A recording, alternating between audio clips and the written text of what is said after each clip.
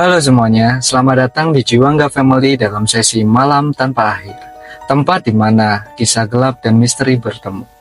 Di sini, waktu berhenti dan malam terasa tak berujung. Kisah misteri kali ini dialami oleh istriku. Dia akan menceritakan pengalamannya selama kuliah dan tinggal di salah satu kos ram Surabaya. Berikut ceritanya.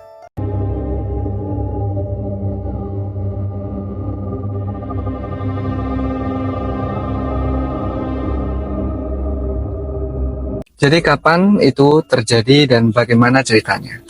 Jadi itu ceritanya aku tuh sempet kos di Surabaya waktu aku kuliah di Universitas Airlangga. Nah aku kos itu di namanya Jalan Srikana. Nah di jalan itu tuh ada rumah yang rumahnya tuh udah bangunan tua banget. Nah aku milih kos di situ dulunya karena di situ murah ya untuk anak rantau yang jauh-jauh ke Surabaya untuk kuliah.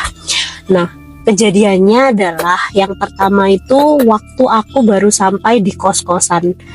Semua barangnya tuh serba zaman dahulu gitu.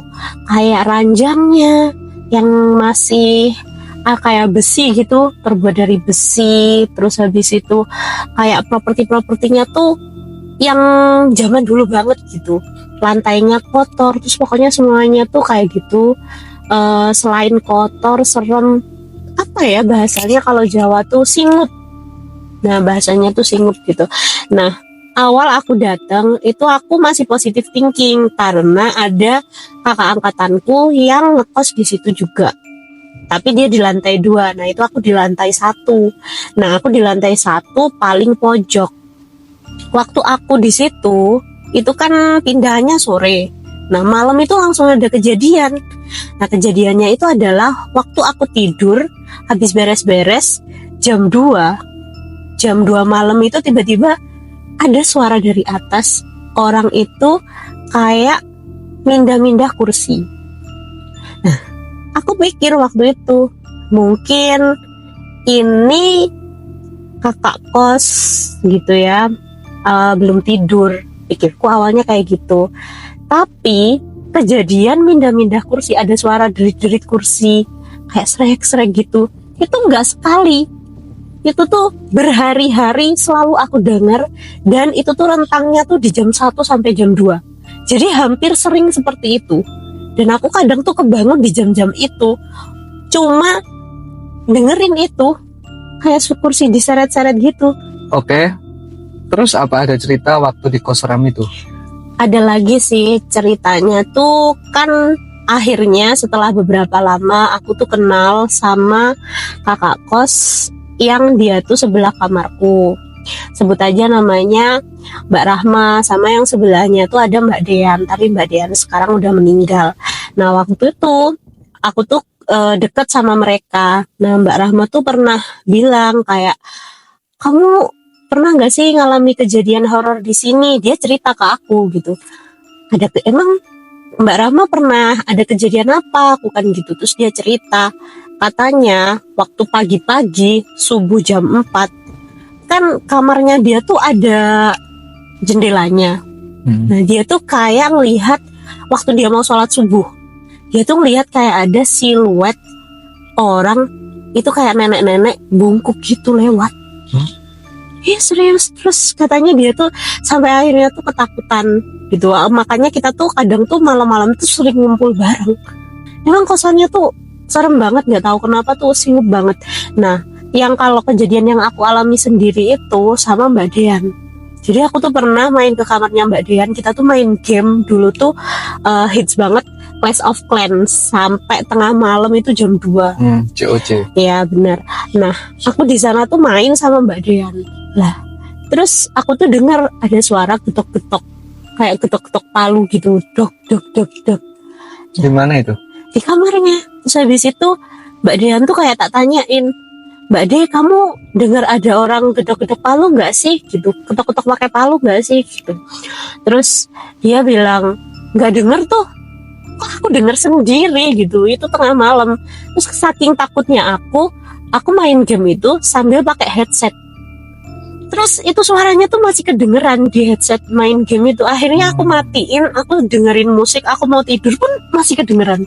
Tapi yang denger tuh cuma aku doang, kayak dok, dok, dok gitu.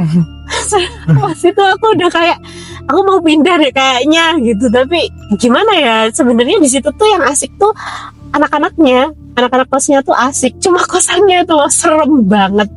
Dan itu cuma 2 kejadian, masih ada kejadian-kejadian yang lain.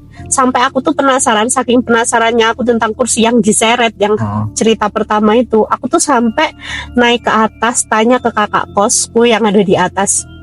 Aku tanya, Mbak, di atas ini tuh kalau malam ada yang masih bangun tah? Gitu, atau berkegiatan kah? Kenapa? Ditanyain gitu kan.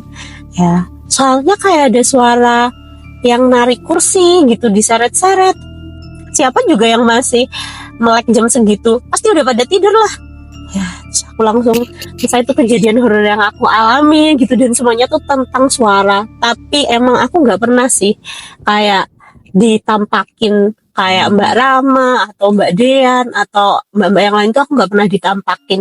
Aku tuh cuma pernahnya tuh seringnya tuh suara-suara gitu, suara kursi diseret, terus habis itu suara gedok-gedok kayak gitu. Tapi ada kejadian yang paling ngagetin itu adalah waktu itu kita ngumpul di satu kamar, ada 5-6 orang.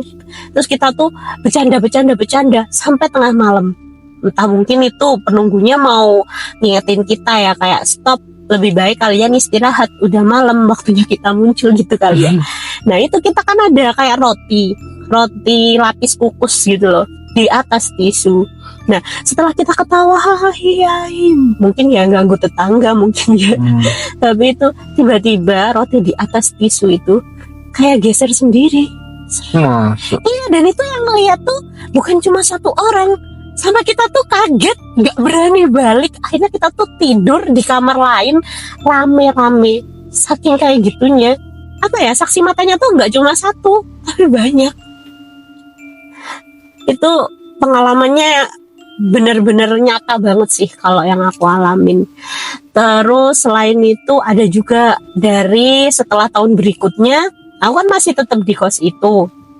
Nah ada lagi adik kos, dia kamarnya agak depan tapi juga lantai 1 kayak aku. Nah dia tuh cerita, bilang gini, aku loh setiap masak nasi di Magicom kok nggak lama kayak pagi masak, siang udah basi ya. Sering kayak gitu, dan itu tuh berhari-hari. Sampai akhirnya dia tuh kayak, kenapa ya kayak gini.